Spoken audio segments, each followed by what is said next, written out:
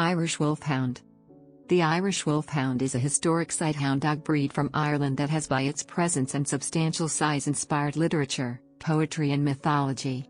Like all sighthounds, it was used to pursue game by speed. It was also famed as a guardian dog, specializing in protection against and for the hunting of wolves. The original dog type was presumed extinct by most knowledgeable authors but recreated specifically for the canine fancy mainly by Captain George A. Graham in the late 19th century. The modern breed, classified by recent genetic research into the Sighthound United Kingdom Rural Clade, figure S2, has been used by coursing hunters who have prized it for its ability to dispatch game caught by swifter sighthounds. History. Pre-19th century. In 391 AD there is a reference to large dogs by Quintus Aurelius Symmachus, a Roman consul who received 7 canes Scotici as a gift to be used for fighting lions and bears, and who wrote all Rome viewed them with wonder. Scoti is a Latin name for the Gaels, ancient Irish. Dancy, the early 19th century translator of the first complete version of Arrian's work in English, on coursing, suggested the Irish and Scottish greyhounds were derived from the same ancestor, the Vertricus, and had expanded with the Scoti from Ireland across the Western Isles and into what is today Scotland. The dog type is imagined by some to be very old.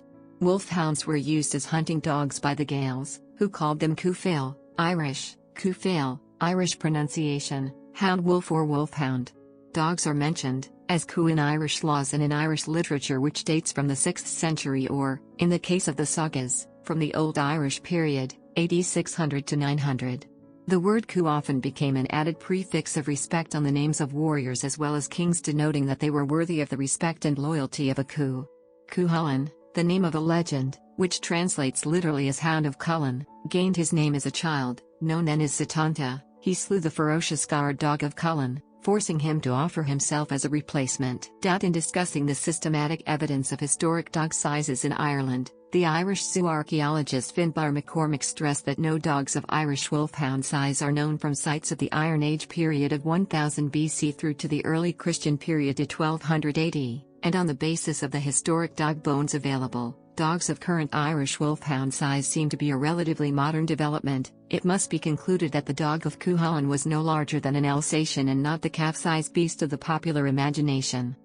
Hunting dogs were coveted and were frequently given as gifts to important personages and foreign nobles. King John of England, in about 1210, presented an Irish hound, Gellert, to Llewellyn, the Prince of Wales. The poet Vaughan William Robert Spencer immortalized this hound in a poem. In his Histoire of Ireland completed 1571, Edmund Campion gives a description of the hounds used for hunting wolves in the Dublin and Wicklow Mountains. He says, "They, the Irish, are not without wolves and greyhounds to hunt them, bigger of bone and limb than a colt." Due to their popularity overseas, many were exported to European royal houses, leaving numbers in Ireland depleted. This led to a declaration by Oliver Cromwell himself being published in Kilkenny on April 27, 1652, to ensure that sufficient numbers remained to control the wolf population. The early 18th century engraving from Antwerp Vinegarthere by Johann Elias Ridinger is the oldest known image of the original wolf dog. References to the Irish Wolfhound in the 18th century tell of its great size, strength and greyhound shape as well as its scarcity. Writing in 1790, Bewick described it as the largest and most beautiful of the dog kind, about 36 inches high, generally of a white or cinnamon color, somewhat like the greyhound but more robust. He said that their aspect was mild, disposition peaceful, and strength so great that in combat the mastiff or bulldog was far from being an equal to them. The last wolf in Ireland was killed in County Carlow in 1786. It is thought to have been killed at Misshall, on the slopes of Mount Leinster, by a pack of wolf dogs kept by a Mr. Watson of Ballydarton. The wolfhounds that remained in the hands of a few families who were mainly descendants of the old Irish chieftains were now symbols of status rather than used as hunters, and these were said to be the last of their race. Thomas Pennant, 1726 to 1798, reported that he could find no more than 3 wolf dogs when he visited Ireland. During the 1836 meeting of the Geological Society of Dublin, Dr. Scowler presented the notices of animals which have disappeared from Ireland, with the wolf dog mentioned. Modern Wolfhound. Captain George Augustus Graham, 1833 to 1909, of Redneck House, Dursley, Gloucestershire, was responsible for creating the modern Irish Wolfhound breed. He stated that he could not find the breed in its original integrity to work with. Based on the writings of others, Graham had formed the opinion that a dog resembling the original Wolfhound could be recreated through using the biggest and best examples of the Scottish Deerhound and the Great Dane, two breeds which he believed had been derived earlier from the Wolfhound. Into the mix went the Scottish Deerhound, the Great Dane, and Kathleen Pelham Clinton, Duchess of Newcastle's Borzoi Korotai, who had proved his wolf hunting abilities earlier in his native Russia. For an outbreed, a huge shaggy dog was added, which may have possibly been a Tibetan Mastiff. The famous English Mastiff Garnier's Lion was bred to the Deerhound Louvre, and their offspring Marquis-centered Wolfhound pedigrees through his granddaughter young Donna. Graham included a single outcross of Tibetan Wolf dog. This was long assumed to have been a Tibetan Mastiff. However, a photograph of Wolf shows a bearded, long-coated dog, what would now be called a Tibetan Chiapso.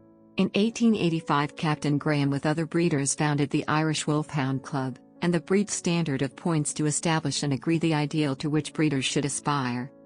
The Wolfhound has been adopted as a symbol by both rugby codes. The National Rugby League team is nicknamed the Wolfhounds, and the Irish Rugby Football Union, which governs rugby union, changed the name of the country's second-level national team in that code to the Ireland Wolfhounds in 2010. In the video game Skyrim, the Irish Wolfhound is the breed of dog for all dogs in the base game. DNA analysis. Genomic analysis indicates that although there has been some DNA sharing between the Irish Wolfhound with the Deerhound, Whippet, and Greyhound, there has been significant sharing of DNA between the Irish Wolfhound with the Great Dane. One writer has stated that for the Irish Wolfhound, the Great Dane appearance is strongly marked too prominently before the 20th century. George Augustus Graham created the modern Irish Wolfhound breed that retained the appearance of the original form but not its genetic ancestry. Appearance. Considered by the American Kennel Club to be the tallest of all dog breeds, describing the breed as of great size and commanding appearance, the Irish Wolfhound is remarkable in combining power and swiftness with keen sight. The largest and tallest of the galloping hounds, in general type he is a rough-coated, greyhound-like breed, very muscular, strong though gracefully built, movements easy and active, head and neck carried high, the tail carried with an upward sweep with a slight curve towards the extremity. The average height of an Irish Wolfhound should be taller than that of a Great Dane. However, the Wolfhound is not to be confused with being the heaviest, as its structure should be similar to that of a Greyhound, with a very broad and deep chest that tucks up. Its color may be gray, brindle, red, black, white, fawn, and wheaten. The Irish Wolfhound was bred for long solitary hunts based solely on the dog's ability to visualize its landscape and perceive, unlike scent hounds, such as bloodhounds and beagles, who rely on scent rather than sight. For this reason, the neck of an Irish Wolfhound should be long with the head held high the majority of the time. The Irish Wolfhound should also appear to be longer than it is tall. Once used to hunt wolves, an Irish Wolfhound's structure should appear as if it is fast enough to catch a wolf, and strong enough to kill it. The AKC specifies the minimum height as 32 inches, 81 centimeters, for mature males, 30 inches, 76 centimeters, for females, the minimum weight, 120 pounds, 54 kilograms, for males, 105 pounds, 48 kilograms, for females. It is not rare to see modern-day female hounds reaching the minimal height requirements of those of male hounds. Most females are well over 30 inches, 76 centimeters, and in most AKC conformation shows a wolfhound's height is looked at with as much importance as the hound's head and face structure. For the AKC, great size, including height of shoulder and proportionate length of body is to be aimed at, to firmly establish a breed averaging 32 to 34 inches, 81 to 86 centimeters, in males. The height/weight standards in Ireland and England are slightly different, males 79 centimeters, 31 in/54.5 kilograms, 120 pounds, females 71 centimeters, 28 in/40.9 kilograms, 90 pounds. Temperament. Irish Wolfhounds have a varied range of personalities and are most often noted for their personal quirks and individualism. An Irish Wolfhound, however, is rarely mindless, and despite its large size is rarely found to be destructive in the house or boisterous. This is because the breed is generally introverted, intelligent, and reserved in character. An easygoing animal, the Irish Wolfhound is quiet by nature. Wolfhounds often create a strong bond with their family and can become quite destructive or morose if left alone for long periods of time. An Irish Wolfhound is not a guard dog and will protect individuals rather than the house or the owner's possessions. However independent the Wolfhound is, the breed becomes attached to both owners and other dogs they are raised with and is therefore not the most adaptable of breeds. Bred for independence, an Irish Wolfhound is not necessarily keen on defending spaces. A Wolfhound is most easily described by its historical motto, gentle when stroked, fierce when provoked. They should not be territorially aggressive to other domestic dogs but are born with specialized skills, and it is common for hounds at play to course another dog. This is a specific hunting behavior, not a fighting or territorial domination behavior. Most Wolfhounds are very gentle with children. The Irish Wolfhound is relatively easy to train. They respond well to firm, but gentle, consistent leadership. However, historically these dogs were required to work at great distances from their masters and think independently when hunting rather than waiting for detailed commands, and this can still be seen in the breed. Irish Wolfhounds are often favored for their loyalty, affection, patience and devotion. Although at some points in history they have been used as watchdogs, unlike some breeds, the Irish Wolfhound is usually unreliable in this role as they are often friendly towards strangers, although their size can be a natural deterrent. However, when protection is required, this dog is never found wanting. When they or their family are in any perceived danger, they display a fearless nature. Author and Irish Wolfhound breeder Linda Glover believes the dog's close affinity with humans makes them acutely aware and sensitive to ill will or malicious intentions, leading to their excelling as a guardian rather than guard dog. Health. Like many large dog breeds, Irish Wolfhounds have a relatively short lifespan.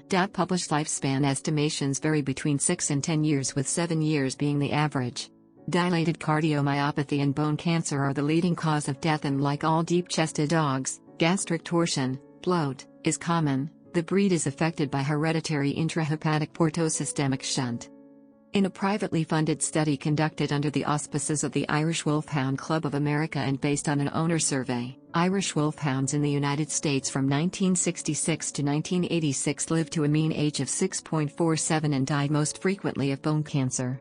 A more recent study by the UK Kennel Club puts the average age of death at 7 years. Studies have shown that neutering is associated with a higher risk of bone cancer in various breeds, with one study suggesting that castration of male Irish Wolfhounds should be avoided at least until the dog is fully grown. Irish Wolfhounds should not receive additional supplements when a good dog food is used.